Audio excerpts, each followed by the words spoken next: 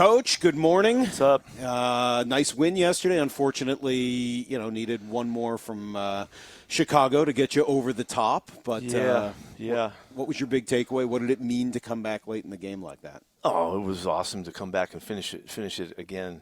There's some screwy stuff we can talk about the game and all that, but for our guys to do it and keep their brain on right and keep battling and fighting and clawing and scratching for every inch, they did it again, and we've been doing that all year long, and we just missed a couple other times to be in an entirely different situation than this. We're talking one, and whether it's Dallas or Rams or Pittsburgh or there's so many chances, and it's heartbreaking in that regard because our world is about going on and playing on, and we missed that shot.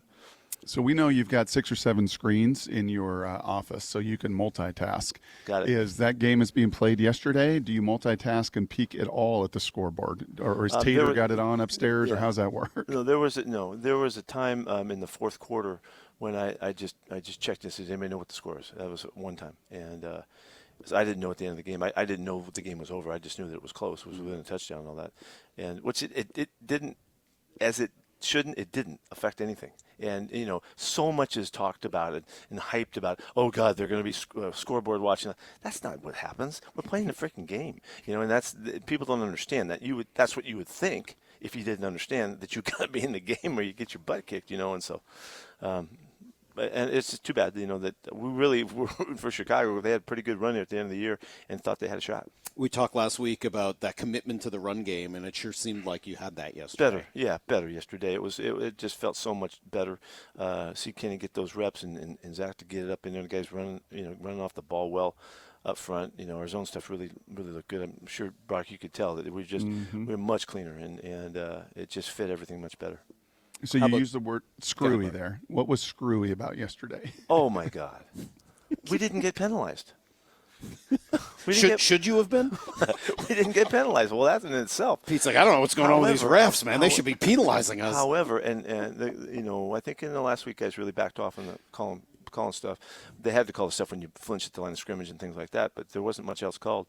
But there were some things that happened. That field goal attempt thing, they totally didn't do that right. You can't substitute and go to the ball and hurry up. And the guy standing over the football is not supposed to walk away. He's supposed to stand there and give us a chance. There was like 3 seconds in there that they flew out and got lined up and the ball gets snapped. And that shouldn't have happened. They substituted. The kicker came on the field. Other guys, in some fashion kind of went off and then didn't. I don't care about that. That play shouldn't have happened. I'm running down the sidelines trying to get timeout, and the guy's looking at me, and he said I didn't signal it. I'm screaming timeout. Well, maybe I might have missed that.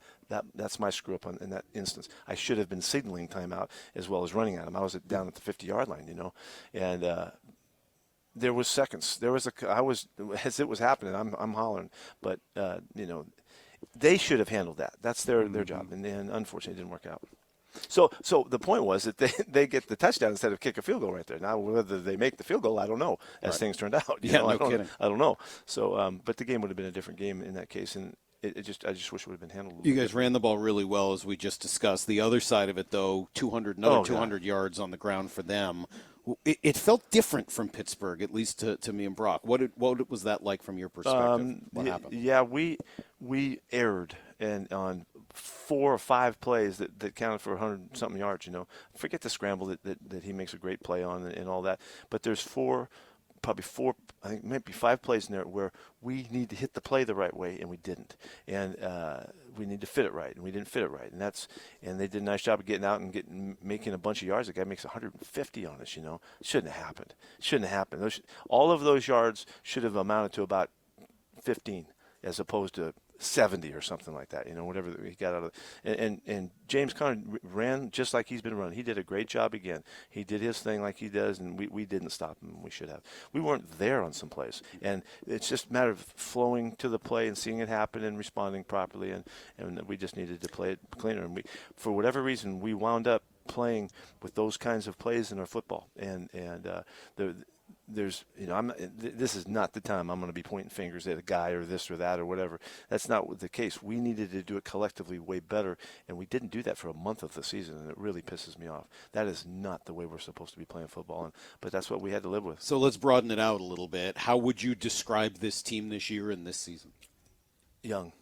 We played young. We made too many young guys kind of mistakes all the way across the board, and it's just we're on the move. It's a team that is growing. It's a team that's got potential and future and all of that. Think about it. We missed one of the Ram games. We missed the Dallas game. We missed the Pittsburgh game and almost missed this one for a multitude of small reasons that are going to go away. They're going to get better as guys have the experience to make the right read, to make the right play, to apply the right tackle in the technique in the opportunity. We get out in the open field and we dive at the guy's legs again.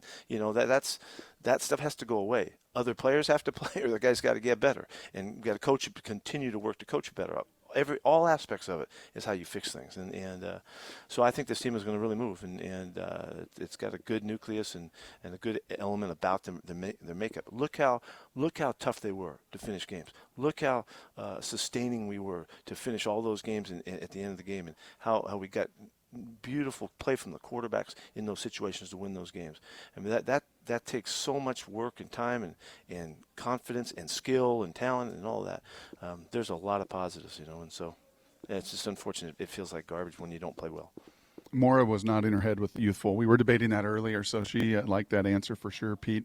On the flip side, you just mentioned the offense. And Gino's not young, and DK's not young, and Tyler's not young. And time again, 7 touchdowns in the fourth quarter to go ahead, 5 game-winning drives. How does Gino do it when it matters the most in the end?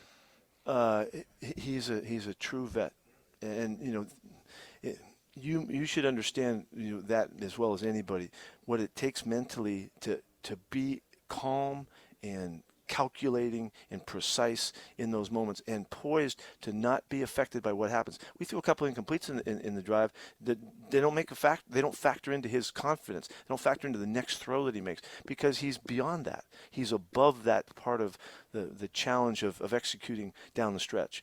And we're talking all sports, any game, any kind of team setting that you want to be in. There's a chance that players have to come through in the clutch and have to come through at the end and have to execute really well when everything's on the line. And some guys do it better than others, and some guys haven't. He's got it, and it's his experience, it's his skill, and it's his preparation. All of those come together for him, and it's hard to stop. That's why I'm still upset about the Dallas game. We should have won the Dallas. We should have gone down the field just like we do in these other games. It was, I forget, it was 3rd and 2 and then 4th and 2 on like the 35 or something like that. That's normal. Those are normal situations. Check down, boom, first down, and here we go. Or whatever it took at the time. We had that in us. Obviously, if you could do it every time, you'd be off the freaking charts. Mm-hmm. But we have that, and we have it in Gino. And what I really like is we saw it also in Drew. We saw him be able to do the exact same thing, given the same opportunity. Remember back in the game when he came in the game? Which game was that? It wasn't Giants. Was it Dallas?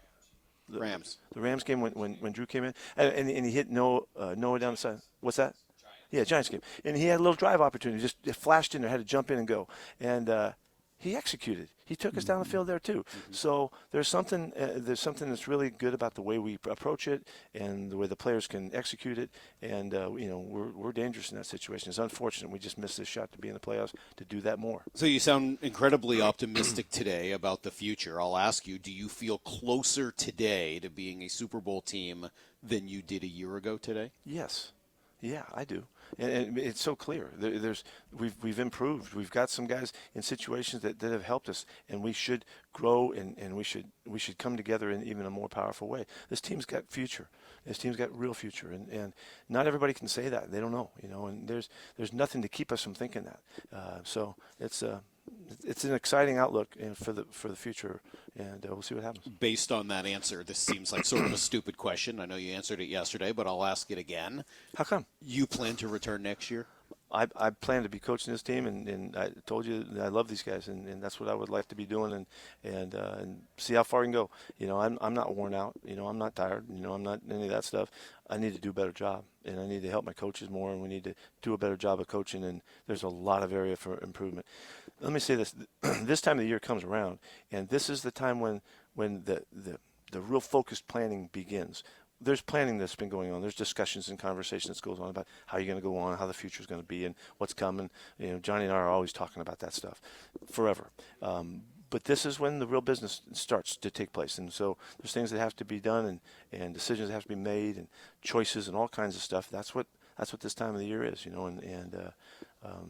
we'll see how we go. Do you see significant changes ahead? There's always changes. There's always changes. Yeah, there's always changes. The roster change. All kinds of things change. That's just getting better and trying to groove it so you can get as good as you can possibly get.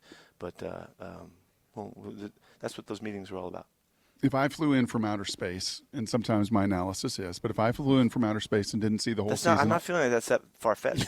Yes, and all I got to look at were just the bottom line stats, just the numbers, right? Just the data in front of me. Pete, the data in front of me says the line of scrimmage has got to improve significantly, both running it and stopping the run. How does that happen? I hate our numbers this year. I really do. And it's just so uncharacteristic to be that far down in numbers. And those numbers, they mean something, of course, and we have to attend to them. And it's not like we're just figuring that out. I didn't just look at the stats for the first time today. But we're so much better than that in so many areas and so many things that we do.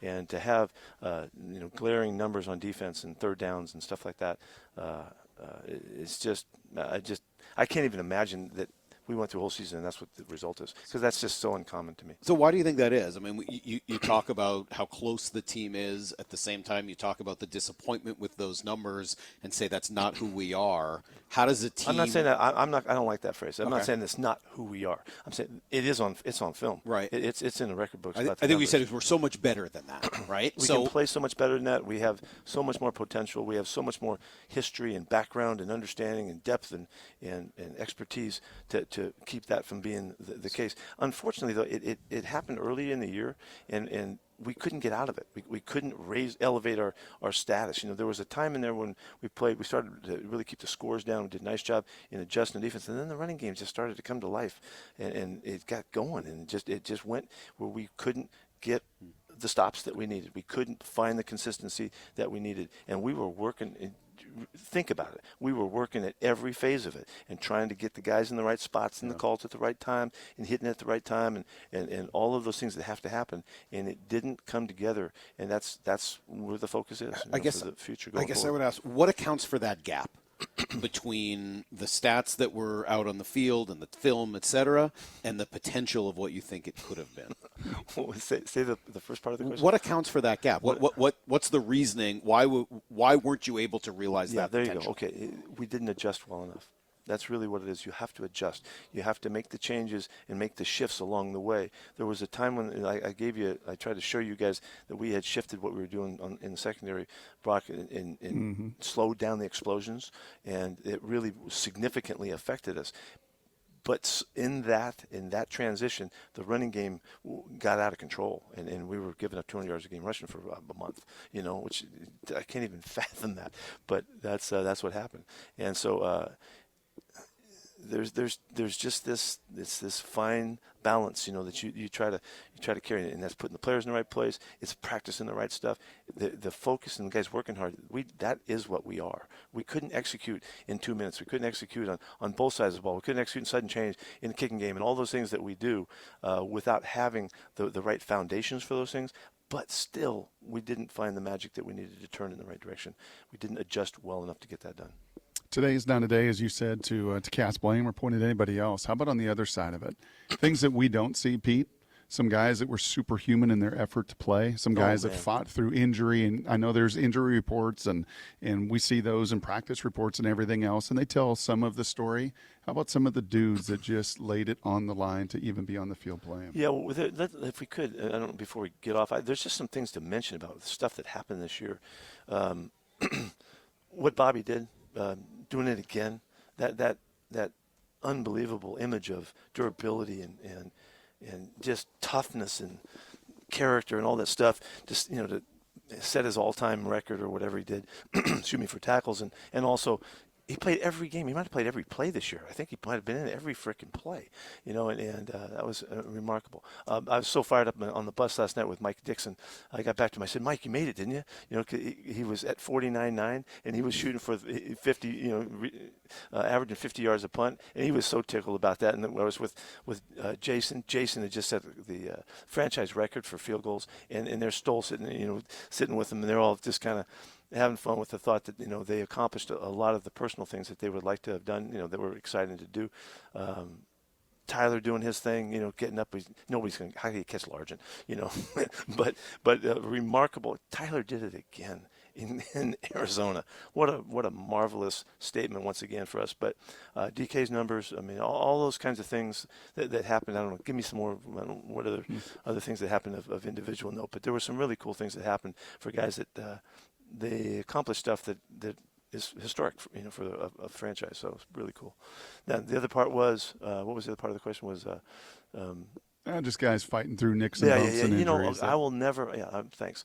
I will never not hold on to what I watched Jamal Adams try to do, and it was just knowing how tough he is, knowing how much he loves the game, knowing how juiced up a player he is, to not be able to do what he was capable of doing. And he tried and he tried and he tried, and we tried to give him the chances. We were all rooting for him and all that, and we finally had to call it off,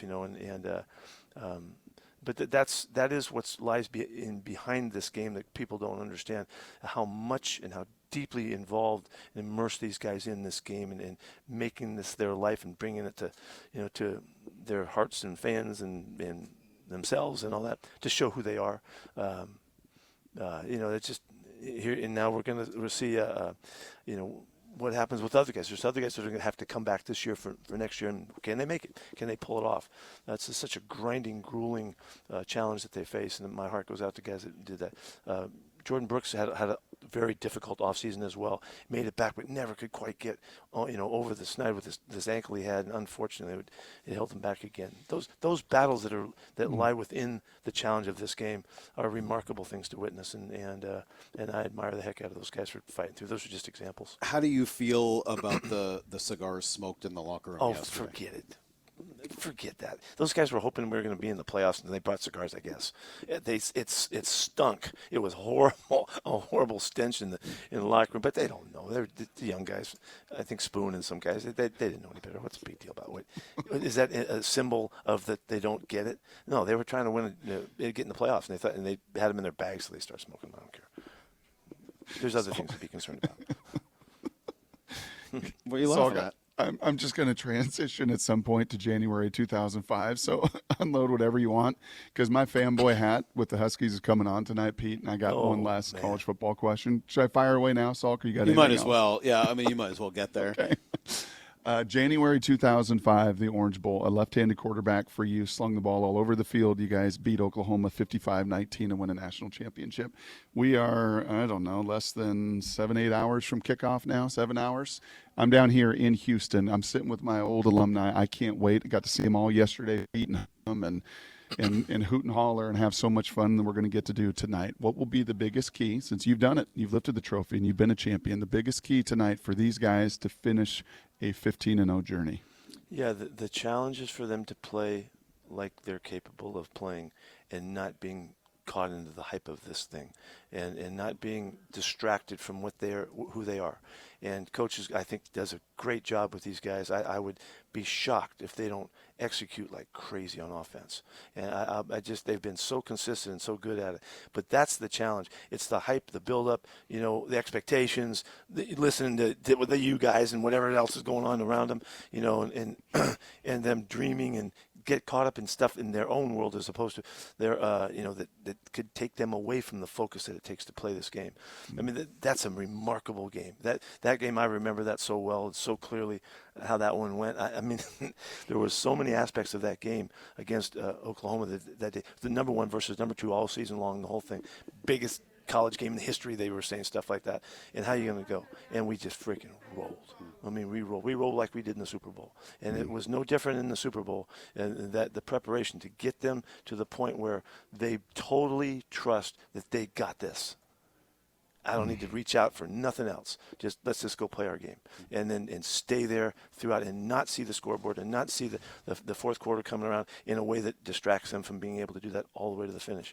And they've got a great chance. And I'm telling you, Jimmy's going to have his team ready to go now. They're tough and physical, and they'll get after it. And he'll do some crazy stuff, and something will happen in there, somewhere. They'll make a play somewhere that you're going to have to withstand it, because they're going to be really a grueling football team to play against.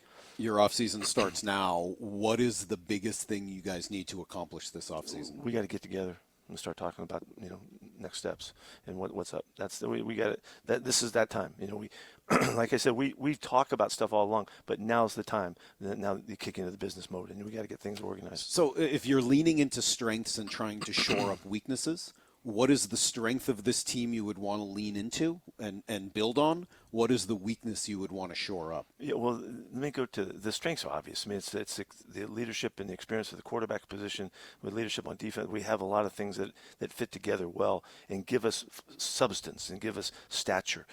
We have to grow from within. The young guys have to take over and understand how to hold up their end of it completely, so that we can be a complete team and not have aspects of our team where we're ranked in the bottom of this and bottom of this over here. We can't be there. We have to elevate all aspects, because to be really good, you have to do everything well. And there's areas of our football. Our special teams group is phenomenal. That's a great group. We have things about us. Situational football we're terrific at. 2 minutes and sudden changes and all that kind of stuff. We're terrific at all that stuff. It has to get to the meat and the bones of the thing, where we run the ball better and we stop the run better. And we went 3 of the last 4 games. I don't know what the numbers are, but we didn't turn the football over. It's a phenomenal task. We had 1 fumble against Pittsburgh in the last 4 games. That kind of focus that it takes to get that done, and commitment that it takes to get, that's championship. That's what it takes. We didn't get the ball away at the end of the season. We weren't hitting the quarterback as much. We need to get that pass rush back to life. As it was, there was a span in there we were really rolling. That has to come back. But it's hard to do that if you don't take care of the running game on both sides of the football. People are tired of me saying it. They may be tired of hearing it. That's how this game works. And so, we have to get that situated better. And those are the challenges. What does it take to do that? That's the questions that have to be answered. Coach, we appreciate it. Thanks for sitting with us after all of these games this season. Sorry it didn't end the way everybody hoped that it would, with at least one more show next week. It never does unless you win them all. That's true. That's for sure. Hey, Brock, I really liked it when you were sitting here, dude. That was fun. He's in Houston today. He's got to be ready to go tonight for this game. Houston, we have a problem. Exactly. Coach, thank you. Have a good off season. I'm sure we'll talk soon. All right, guys. Thanks for all your hard work.